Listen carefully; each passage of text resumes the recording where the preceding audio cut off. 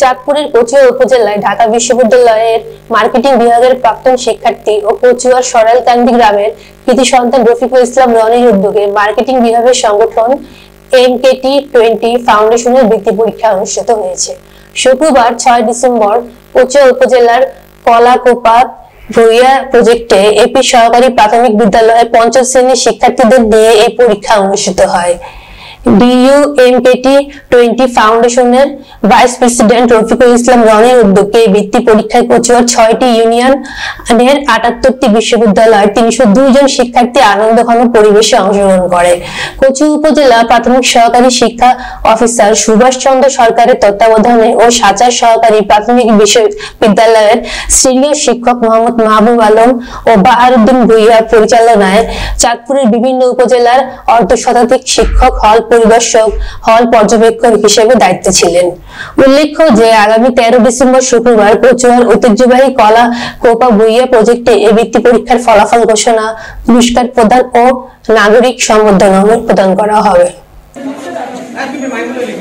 এখানে সহযোগিতা করেছেন বিভিন্ন প্রাথমিক বিদ্যালয়ের গণ্যমান্য প্রধান শিক্ষকবৃন্দ। আমি সহযোগিতা নিয়েছি আমাদের সরকারি উপজেলা শিক্ষা অফিসার জনাব সুভাষ চন্দ্র সরকার স্যারের কাছ থেকেও পরামর্শ নিয়েছি।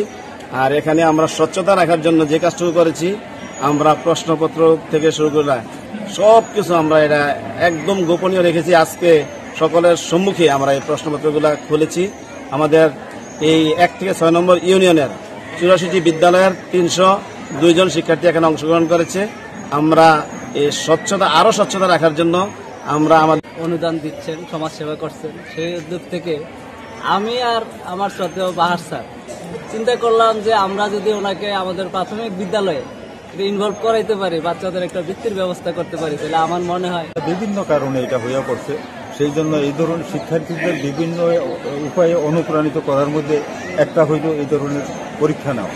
তো যেটা রফিকুল ইসলাম সাহেব, রনি সাহেব যেটা করছেন, এটা একটা মহৎ উদ্দেশ্য। সমাজে অনেক লোক আছেন যারা নাকি যাদের টাকা পয়সা আছে, বিত্তবান লোক, কিন্তু তারা বিভিন্ন উপায়ে সহযোগিতা করতে পারেন। কিন্তু এটা আমি মনে করি একজন শিক্ষক হিসাবে যে উৎসাহ সহকারে তারা পরীক্ষা অংশগ্রহণ করছেন, এর চেয়ে বেশি আরো আনন্দিত হয় যে আমার অভিভাবকরা তার অত্যন্ত উৎসাহ উদ্দীপনার সাথে এই শিক্ষার্থীদেরকে নিয়ে আজকে একটা পরিচ্ছন্ন পরিবেশে এই পরীক্ষা অংশগ্রহণ করাচ্ছে।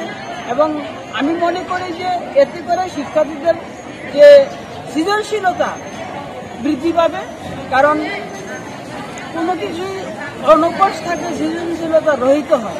এবং আজকে এই এসার মতো একটা জায়গায় প্রচুর একটা ঐতিহ্যবাহী জায়গা, যেখানে এই একটা সুন্দর পরিবেশ আজকে পরীক্ষাটা হচ্ছে এবং শিক্ষার্থী এবং অভিভাবক সবাই আনন্দিত এবং তারা অত্যন্ত উৎসাহের সাথে দেখেছি। আমরা একটা নির্দিষ্ট সময়ের পূর্বেই সকল শিক্ষার্থী